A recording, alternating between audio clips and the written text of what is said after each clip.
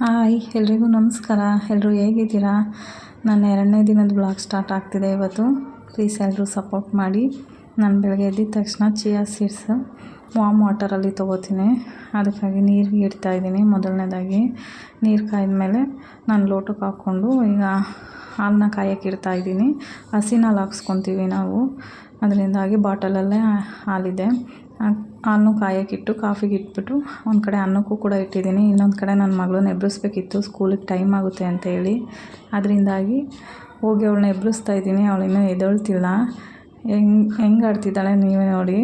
ತುಂಬ ಕ್ಯೂಟಾಗಿ ಕಾಣಿಸ್ತಾಳೆ ಮಲಗಿದಾಗ ಮಾತ್ರ. ಮಕ್ಕಳೇ ಹಂಗೆ ಅನಿಸುತ್ತೆ.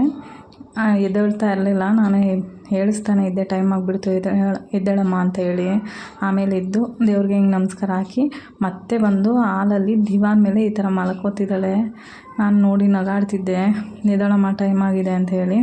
ಮತ್ತು ಇನ್ನು ತಿಂಡಿಗೆ ರೆಡಿ ಮಾಡ್ಕೊಳ್ಳೋಣ, ಲೇಟ್ ಆಗುತ್ತೆ ಅಂತೇಳಿ ಚಿತ್ರಾನ್ನ ಮಾಡೋಣ ಅಂದ್ಕೊಂಡಿದ್ದೆ ಇವತ್ತು. ಅದಕ್ಕೆ ಸ್ವಲ್ಪ ಕಾಯಿ ಬೇಕಿತ್ತು. ನಮ್ಮ ಯಜಮಾನ್ರಿಗೆ ಹೇಳಿದೆ, ಅವರು ಕಾಯಿನ ಸುಳಿದು ಕೊಟ್ಟರು.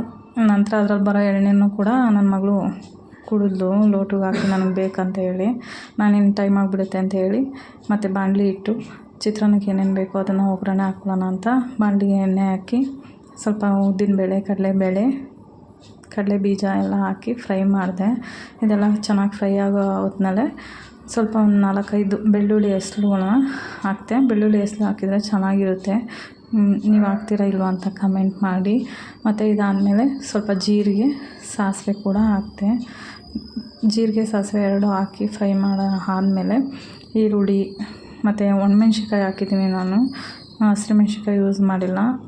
ಒಬ್ಬರು ಹಸಿಮೆಣ್ಸಿಕಾಯಿ ಯೂಸ್ ಮಾಡ್ತಾರೆ, ಇಲ್ಲಾಂದರೆ ಒಣಮೆಣ್ಸಿಕಾಯಿನೂ ಯೂಸ್ ಮಾಡ್ತಾರೆ. ನಾನು ಒಣಮೆಣ್ಸಿಕಾಯಿ ಯೂಸ್ ಮಾಡಿದ್ದೀನಿ. ಕರಿಬೇವು, ಒಣಮೆಣ್ಸಿಕಾಯಿ, ಈರುಳ್ಳಿ ಎಲ್ಲ ಹಾಕಿ ಸ್ವಲ್ಪ ಅದ್ರ ಜೊತೆಗೆ ಅರಿಶಿನ ಪುಡಿನೂ ಕೂಡ ಹಾಕಿ ಫ್ರೈ ಮಾಡ್ತಿದ್ದೀನಿ. ಇದೆಲ್ಲ ಫ್ರೈ ಆದಮೇಲೆ ಚೆನ್ನಾಗೆ ಇನ್ನೊಂದು ಕಡೆ ನಾನು ಕಾಯಿ ತುರ್ಕೊಳ್ಳೋಣ ಅಂತೇಳಿ ಕಾಯಿನೂ ತುರ್ಕೊಂಡು ಹೆಚ್ಚಿಟ್ಕೊಂಡಿದ್ದೀನಿ. ಸ್ವಲ್ಪ ಅದನ್ನು ಕಾಯಿ ಹಾಕಿದರೆ ಚೆನ್ನಾಗಿರುತ್ತೆ. ಒಬ್ಬೊಬ್ಬರು ಕಾಯಿ ಹಾಕ್ತಾರೆ, ಇನ್ನೊಬ್ಬೊಬ್ಬರು ಕಾಯಿ ಹಾಕಲ್ಲ. ನಾನು ಕಾಯಿ ಹಾಕಿ ಮಾಡ್ತೀನಿ, ತುಂಬ ಚೆನ್ನಾಗಿರುತ್ತೆ. ಸ್ವಲ್ಪ ಅದ್ರ ಜೊತೆ ಕೊತ್ತಂಬರಿ ಸೊಪ್ಪು ಕೂಡ ಹಾಕಿದ್ದೀನಿ. ಚೆನ್ನಾಗಿ ಫ್ರೈ ಮಾಡಿ ಇದನ್ನೆಲ್ಲ ಸ್ವಲ್ಪ ಒಂದು 2 ನಿಮಿಷ ಫ್ರೈ ಮಾಡಿದ್ರೆ ಸಾಕು. ಅದಾದಮೇಲೆ ಸ್ಟವೆಲ್ಲ ಗ್ಯಾಸೆಲ್ಲ ಆಫ್ ಮಾಡಿ ನಾನು ನಿಂಬೆಹಣ್ಣಿನ ರಸ ಹಾಕ್ತೀನಿ. ನಿಂಬೆಹಣ್ಣಿನ ರಸ ಹಾಕಿ ಸ್ವಲ್ಪ ಹಂಗೇ ಮಿಕ್ಸ್ ಮಾಡಿದ್ರೆ ಆಯಿತು. ಅದಕ್ಕೆ ಅನ್ನ ಮಿಕ್ಸ್ ಮಾಡಿದ್ರೆ ಮುಗೀತು. ಚಿತ್ರಾನ್ನ ಇಷ್ಟೇ, ನಾನು ಸಿಂಪಲ್ಲಾಗಿ ಮಾಡಿದ್ದೀನಿ.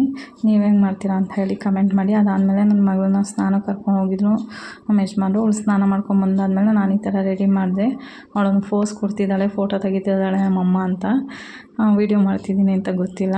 ಈಗ ಹೊರಗಡೆ ಹೋಗಿ ಸೂರ್ಯನಿಗೆ ನಮಸ್ಕಾರ ಹಾಕ್ತಾಳೆ ಅವಳು ಯಾವಾಗಲೂ. ಅದೇ ರೀತಿ ನಮಸ್ಕಾರ ಹಾಕಿ ಬಂದು ತಿಂಡಿ ರೆಡಿಯಾಗಿತ್ತು. ನಮ್ಮ ಯಜಮಾನ್ರಿಗೂ ಕೂಡ ಹಾಕ್ಕೊಟ್ಟು ನನ್ನ ಮಗಳಿಗೂ ಕೂಡ ಹಾಕ್ಕೊಟ್ಟು ಕೇಳಿದೆ ಅವಳನ್ನ ಯಾವ ಥರ ಇದೆ ಅಂತ. ಚಿತ್ರಾನ್ನ ಅಂದರೆ ಅವಳಿಗೆ ತುಂಬ ಇಷ್ಟ ಆಗುತ್ತೆ, ಚೆನ್ನಾಗಿದೆ ಅಂತ ಹೇಳ್ತಾಯಿದ್ಲು. ಅವರಪ್ಪ ಅವಳು ಮಾತುಕತೆ ಮಾಡಿಕೊಂಡು ಎಂಜಾಯ್ ಮಾಡ್ಕೊಂಡು ತಿಂತಾಯಿದ್ರು. ಇದೆಲ್ಲ ನಡೀತಾಯಿತ್ತು. ನಾನು ವೀಡಿಯೋ ಮಾಡ್ತಾಯಿದ್ದೆ ಹಂಗೇ. ಅಮ್ಮ ಚೆನ್ನಾಗಿದೆ ಅಂತ ಅವಳ ಎಕ್ಸ್ಪ್ರೆಷನೆಲ್ಲ ನಾನು ಅದಕ್ಕೆ ಕ್ಯಾಪ್ಚರ್ ಮಾಡ್ಕೊತಾ ಇದ್ದೆ. ನೋಡಿ ಯಾವ ಥರ ಎಕ್ಸ್ಪ್ರೆಷನ್ ಕೊಡ್ತಾಳೆ ಅಂತ. ಅದಾದಮೇಲೆ ಸ್ಕೂಲಿಗೆ ಟೈಮ್ ಆಯಿತು ಅಂತೇಳಿ ಅವರಪ್ಪ ಬಿಡೋಕ್ಕೆ ಅಂತ ಹೊರಟರು. ಅವರು ಕೂಡ ಅಲ್ಲೇ ಸ್ಕೂಲಿಗೆ ಬಿಟ್ಟು FC ಇನ್ಶೂರೆನ್ಸ್ ಮಾಡಿಸ್ಬೇಕಿತ್ತು ಅಂತ ಗಾಡಿದು. ಅವರು ಕೂಡ ಹೊರಟಿದ್ದಾರೆ. ಬಾಯಿ ಹೇಳಿ ಕಳಿಸ್ತಿದ್ದೀನಿ ಇಬ್ಬರೂ ಕೂಡ. ನಾನು ಮೇಲ್ಗಡೆ ನಿಂತ್ಕೊಂಡಿದ್ದೀನಿ, ಅವ್ರು ಬಾಯಿ ಹೇಳ್ತಾಯಿದ್ದು. ಅಪ್ಪ ಮಗಳಿಬ್ಬರೂ ಕೂಡ ಹೊರಟರು. ಇವಾಗ ತಿಂಡಿ ಎಲ್ಲ ಮುಗಿಸ್ಕೊಂಡು ಅವ್ರದ್ದೆಲ್ಲ ಮುಗೀತು. ಇನ್ನು ನಾನು ಕೂಡ ಒಳಗಡೆ ಬಂದು ನೋಡಿ ನಮ್ಮನೆ ಪರಿಸ್ಥಿತಿ ಹೆಂಗಿದೆ. ಸ್ಕೂಲ್ಗೆ ಹೋಗೋ ಮಕ್ಕಳು, ಅದರಲ್ಲೂ ಇವತ್ತು ಲೇಟಾಗಿತ್ತು ನಾವು ಎದ್ದಾಗ. ಅದನ್ನೆಲ್ಲ ಕ್ಲೀನ್ ಮಾಡಿ ನಾನು ತಿಂಡಿ ತಿಂದು ಮನೆಯೆಲ್ಲ ಕ್ಲೀನ್ ಮಾಡಿದೆ.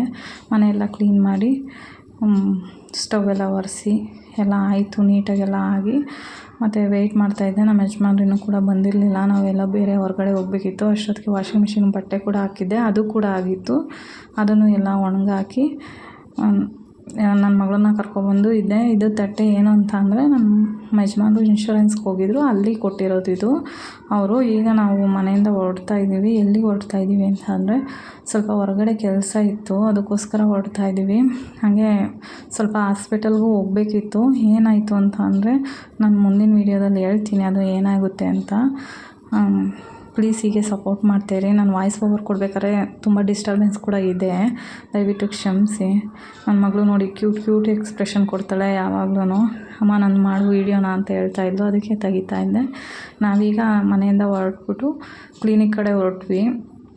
ಅಲ್ಲಿ ಕ್ಲಿನಿಕಲ್ಲಿ ಡಾಕ್ಟ್ರು ಇದ್ದರು, ನಮಗೆ ಅವೈಲೇಬಲ್ ಇದ್ದರು. 1 ಗಂಟೆ ಆಗಿತ್ತು ಆಲ್ರೆಡಿ, ಆದ್ರೂ ಡಾಕ್ಟ್ರು ಸಿಕ್ಕಿದ್ರು. ಏನು ವಿಚಾರ ಅಂತ ನಾನು ಮುಂದಿನ ವೀಡಿಯೋದಲ್ಲಿ ಹೇಳ್ತೀನಿ, ಯಾಕೆ ಹಾಸ್ಪಿಟಲ್ಗೆ ಹೋಗಿದ್ವಿ ಅಂತ. ನಾವು ಏನಾದರೂ ತರಕಾರಿ ತೊಗೋಬೇಕಂದ್ರೆ ಈ ಕಡೆನೇ ಬರಬೇಕು ಸರ್ಕಲ್ಗೆ. ನಮ್ಮ ಮನೆಯಿಂದ ಎಷ್ಟು ದೂರ ಆಗುತ್ತೆ. ಆಟೋದಲ್ಲೇ ಹೊರಟ್ವಿ. ಆಟೋದಲ್ಲೂ ಹೋಗಿ ಹಾಸ್ಪಿಟ್ಲ್ ಹತ್ರ ನಿಂತ್ಕೊಂಡ್ವಿ.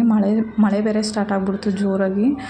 ಹಾಗಾಗಿ ಅಲ್ಲೇ ನಿಂತ್ಕೊಂಡು ಸ್ವಲ್ಪ ಹೊತ್ತು ಆಮೇಲೆ ಹಾಸ್ಪಿಟಲ್ಗೆ ಹೋದ್ವಿ. ಅಲ್ಲೆಲ್ಲ ನಮ್ಮ ಹಸ್ಬೆಂಡ್ ತೋರಿಸ್ಕೊತಾಯಿದ್ರು. ಆ್ಯಕ್ಚುಲಿ ನಾನು ಹೊರಗಡೆಯಿಂದ ವೀಡಿಯೋ ಮಾಡ್ತಾಯಿದ್ದೆ. ಮಳೆ ಬಂತು, ಎಲ್ಲ ಮುಗಿಸ್ಕೊಂಡು ಮತ್ತೆ ನಾವು ಮನೆ ಕಡೆ ಹೊರಟ್ವಿ. ಆ ಗ್ಯಾಪಲ್ಲಿ ನನ್ನ ಮಗಳು ಏನಾದರೂ ಬೇಕಮ್ಮ ಅಂತ ಕೇಳ್ತಾಯಿದ್ಲು. ಅವ್ರ ಅಪ್ಪ ಬೇಕ್ರಿಲಿ ತಿಂಡಿ ಕೊಡಿಸಿದ್ರು, ಅದನ್ನೆಲ್ಲ ತೊಗೊಂಡು ಮನೆ ಕಡೆ ಬಂದ್ವಿ. ಇದೇ ಇವತ್ತಿನ ವೀಡಿಯೋ ಆಗಿರುತ್ತೆ ನಂದು. ಪ್ಲೀಸ್ ಸಬ್ಸ್ಕ್ರೈಬ್ ಆಗಿ ನನಗೆ ಸಪೋರ್ಟ್ ಮಾಡಿ. Thank you.